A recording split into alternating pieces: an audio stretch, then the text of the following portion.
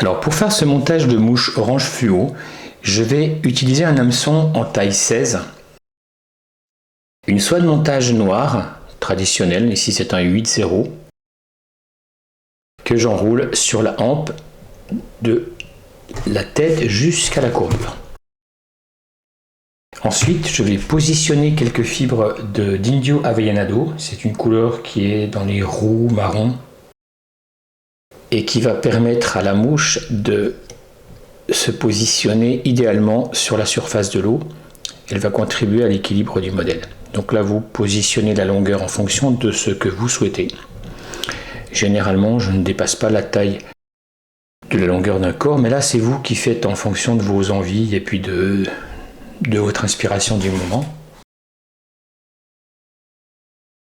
Ensuite, on va positionner un fil. Ici, c'est un polyfloss orange fluo parce que je souhaite faire une mouche qui est très visible. Je l'ai réalisé sur les conseils d'un ami, Claude, qui a l'habitude de pêcher en Slovénie et qui m'a dit, parce qu'il avait pêché en septembre sur la Savinia et avait eu énormément de succès avec cette couleur-là, il m'a dit, écoute Laurent, il faut absolument que tu essayes l'orange fluo. Donc c'est ce que j'ai fait et quand j'y suis retourné en octobre, je me suis régalé grâce à ses conseils. Donc voilà, polyfloss. Ce polyfloss, on va l'enrouler sur le corps.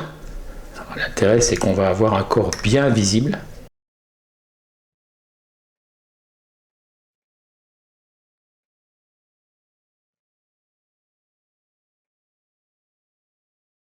Et cette soie polyfloss, on va non seulement l'utiliser pour le corps, mais on va aussi en garder une extrémité. Et cette extrémité va nous permettre d'enrouler le hacle autour de ce fil. C'est, je pense, sur ce montage la partie la plus technique.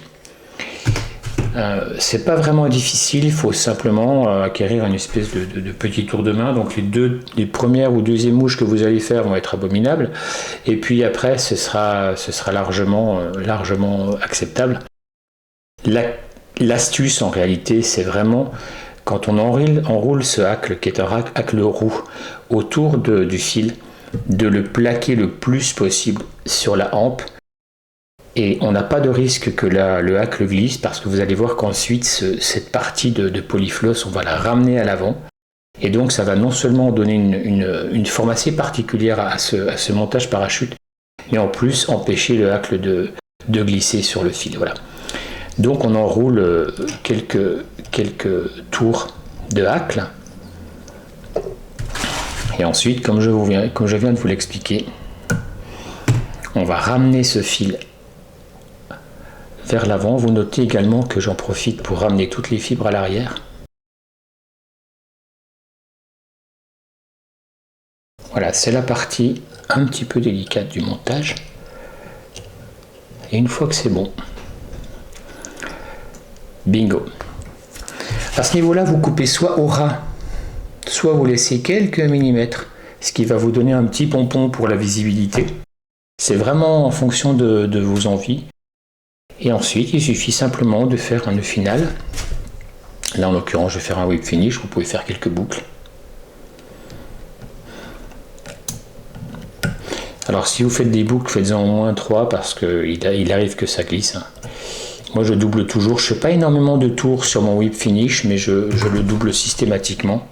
Parce que c'est quand même très pénible d'avoir une mouche qui se détruit quand on fouette et qu'on l'utilise en pêche. Voilà. Je vérifie ensuite qu'il n'y a rien qui dépasse dessous. Une petite pointe de vernis. Pas exagérer non plus. Voilà, petite pointe de vernis. Et voilà, on a un modèle qui est vraiment intéressant parce qu'il est très visible. Il a une position plaquée sur le film de l'eau. On est très proche de ce qu'on peut produire avec l'utilisation du cul de canard avec la technique qu'utilise Marc Petitjean. Voilà, ça c'est une mouche qui a bien fonctionné. Moi je l'ai utilisé en octobre sur la Savinia, sur la Socha.